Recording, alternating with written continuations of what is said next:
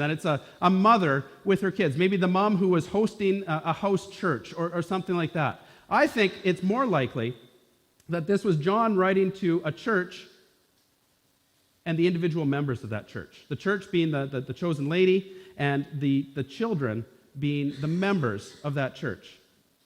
He loves them. He misses them. He knows them well, and he wants to encourage them. And maybe you can relate to this kind of idea. This idea of having been involved with a church somewhere, and then having to move to another city or to another place, and looking back fondly on those people that you're connected with, on that church that you miss, those people that you love. John says that this church are the people that he loves in the truth. So what is the truth that he's talking about here? Maybe in the truth just means, I really, truly love you guys. And that's the point that John's trying to make. I love you in the truth. Believe me, I love you. Well, maybe it means that he loves them because he's been commanded to love them. As followers of Jesus, we are to love one another. And so John says, I'm going to follow the commandment. I'm going to love you, and I will write about that. But maybe it goes beyond that. In truth, meaning a love that's based on the love of Christ, the man who is truth. John is writing to the church that he loves, and it's a love that is based on the truth that is revealed through the gospel of Jesus Christ and through Jesus Christ himself. Truth is an important thing. If something is true, then it isn't just true for now, but it is true for all times, everywhere. And John writes about truth a lot. If you read through his letters, you'll see that truth comes up again and again. It's given to us by the Holy Spirit. It reveals God to us, his character, his nature. Truth shows us how to be more like Jesus, how to be more like God, how to love one another, how to hate sin, how to live at peace. For John, I believe that the truth that he refers to here is the gospel of Jesus. And it means understanding how it offers eternal life to those who believe it. So as John writes in truth, he wants us to understand the truth of the gospel. He wants us to live that out. He wants us to know that the truth that we have trusted our lives to is alive. It is stable. It is eternal. Just as Jesus Christ is alive. He is stable. He is eternal. In John 14:6, Jesus said this. He said that I am the way, the truth, and the life. No one can come to the Father except through me. The truth lives in us, and it will be with us forever. And so John writes in that truth. He then writes, grace, mercy, and peace, which come from God the Father and from Jesus Christ, the Son of the Father, will continue to be with us who live in truth and love. Now, if you've read any of the other letters in the New Testament, those written by Peter or those written by Paul, then this greeting is familiar. This idea of grace and mercy, that God has favored us, not because of anything we have done, but simply because he loves us and he wants his grace and his mercy to be in our lives. He's willing to forgive us. He's willing to bless us. And so there's grace and mercy. And then there's peace, which is not just the absence of conflict, but it is that deep, abiding sense of peace, that deep, abiding sense of the presence of God. Peace with God. Peace with the people around us. Peace even with ourselves. And so John writes about that. Grace, mercy, and peace. But his way of writing it is a little bit different than how Paul usually opens his letters. John is looking to the future. And it's not that Paul wouldn't look to the future, but John very specifically is saying, may this grace, mercy, and peace continue to be with us. And I want you to notice, too, that he doesn't say you, but may this grace, mercy, and peace be with us.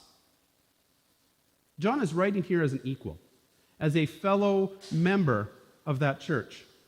Yes, he's their pastor, he's their leader, and there is that authority connected with that, but he's not writing in a way to try and use his authority in this letter. And maybe you've encountered people like that. People who tend to use their authority as a way of trying to get you to do something. People who try to bully and push their way into making changes in a church or in a family or whatever it might be. They've got power, they've got authority, and they try to use it.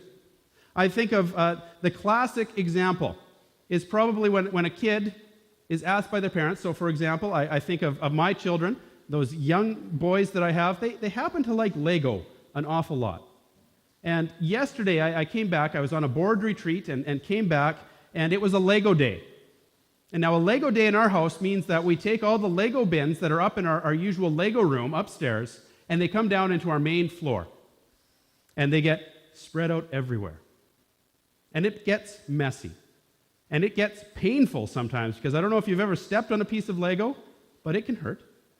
And so it was a Lego day, and everything came out. And so if I was coming in with my authority as dad, I would come in and I would say, you need to clean up this room. And then probably Noah, my middle guy, would turn to me and say, why do I have to clean up this room? And the classic response, if a kid asks a parent, why do I have to do this? What is the usual response? Because I said so. That's the authority kind of thing. And there are times when that's appropriate to do. But John here, I think, is writing more how I approached the Lego yesterday. And he came in and he says, you need to do these things. And I came in to Noah and said, we need to clean up the Lego and your brothers need to help. And then I got down and I helped starting to clean up the Lego. We tackled the job together. I didn't use authority in the sense of I have the power over you, but I have authority and we will do this together. And that's how John writes his letter here. We are in this together. May grace, mercy, and peace be more and more evident in all of our lives. May grace, mercy, and peace be with those of us who live together in truth and in love. And in case you haven't clued in yet, truth and love are a big theme, not only in 2 John, but in all of John's letters. In the first 3 verses here, love is mentioned twice, and truth is mentioned 4 times. And it's this relationship between truth and love that John now focuses in on. And so we read this in verse 4. How happy I was to meet some of your children and find them living according to the truth, just as the Father commanded. I am writing to remind you, dear friends, that we should love one another. This is not a new commandment, but one we have had from the beginning. Love means doing what God has commanded us, and He has commanded us to love one another, just as you have heard from the beginning. So you remember how I talked about the blink and you'll miss it towns in the prairies? Well, those towns are found all across Canada, and they have, in big towns and little towns, there's these little treasures that you can come across that you might not be aware of at all. But you can find things like this. This is Jumbo the elephant. This is a statue that is in St. Thomas, Ontario. This statue is a tribute to Jumbo the elephant, who was the elephant from the Barnum Brothers Circus, P.T. Barnum's circus. But maybe you're wondering, why would the Barnum Brothers Circus have a statue? Why would there be a statue for a Barnum Brothers elephant in St. Thomas, Ontario? Well, it's very simple. This poor elephant, Jumbo, back in 1885, was hit by a train in St. Thomas and killed. And so this is a memorial statue that you can find for an elephant here in Canada. There's other things like this. In Glendon, Alberta, you can find the world's largest pierogi. I had no idea that it was there. It's 27 feet tall, it's about 6,000 pounds, and it's easy to find if you're ever wondering, because you can take your GPS and just put in Glendon, Alberta, and search for Pierogi Park, which is also easy to find because Pierogi Park is located on Pierogi Drive. Although I suspect you have to bring your own sour cream if you want to dig into this particular pierogi. In Selkirk, Manitoba, we have Chuck the channel cat. This is a 25-foot tall catfish. Apparently Selkirk is the catfish capital of the world, and so they have this catfish statue there. And that, of course, reminds me of, in Houston, the largest fly rod and reel, which many of you have probably seen. And then you think of in Prince Edward Island, if you ever happen to be there, yes, there is things, many things that you can see and do, but you can always go to the Potato Museum. Now, being connected with Zion Baptist Church, which has a very strong German heritage, I think there's a number of people there who would love to go to a potato museum. There's a strong connection between Baptists and Germans and their potatoes. So the Potato Museum might be a place for many of them to check out. The other one that I think of, I lived close to this little tourist area for many years. In Crossfield, Alberta, there's a town not too far named Torrington. And in Torrington, you can go and see the Gopher Hole Museum. It's a taxidermy museum where gophers have been set up in all sorts of things. And this is tough to see, but this is Clem and Ellie Mae getting married.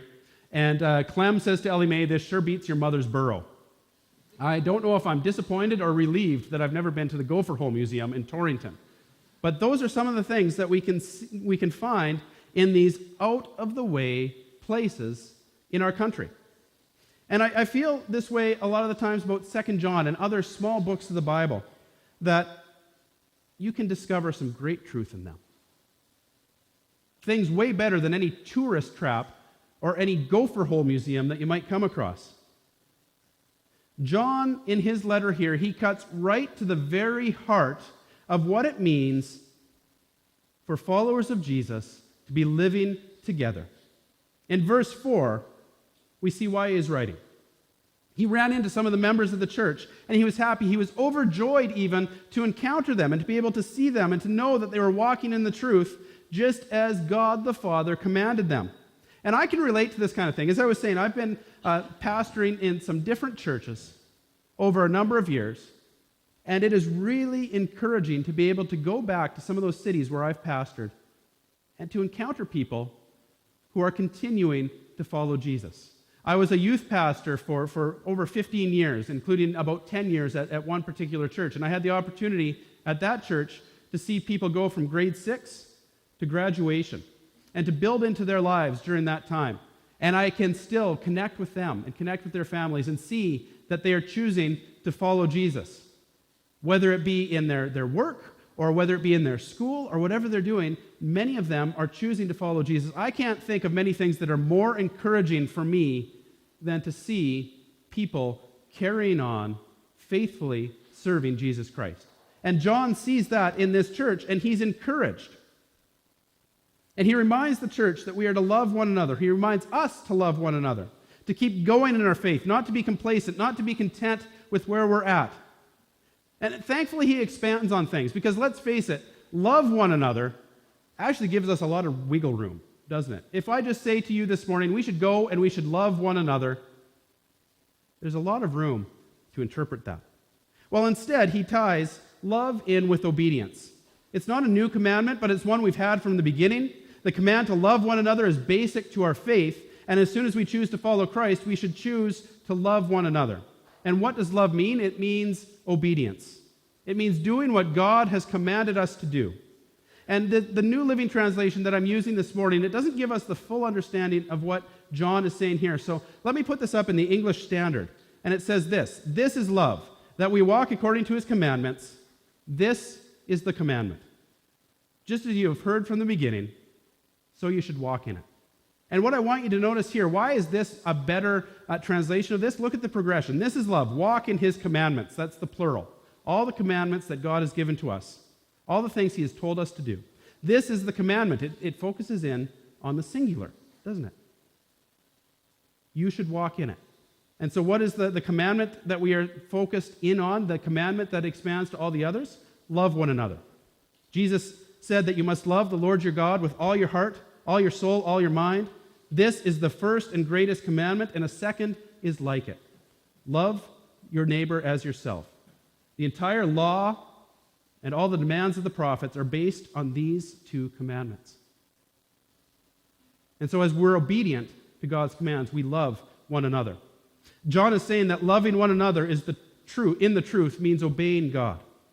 Or to put it another way, truth is shown through love. Discipleship, following Jesus, that means obedience to what he's revealed to us, what we are called to do. And sometimes we get this false idea about truth and love. And it seems like there can be churches that say, we stand for truth, and we need to make sure that truth is always proclaimed. And then there's churches that say we are loving, and we are known for love, and we make sure that love is always proclaimed. And there can be this tension. Do we show truth, or do we show love? And I think what God is saying is that it is both. Truth and love. Truth expressed through love. It's not this false dichotomy of truth or love. It needs to be both. The two extremes of the church, standing for truth and doctrine on one end and standing for love and relationships on the other, they need to come together. And we need to be truth and love. And maybe you've encountered people that are on the truth end of the spectrum, and you don't feel loved by them. Or maybe you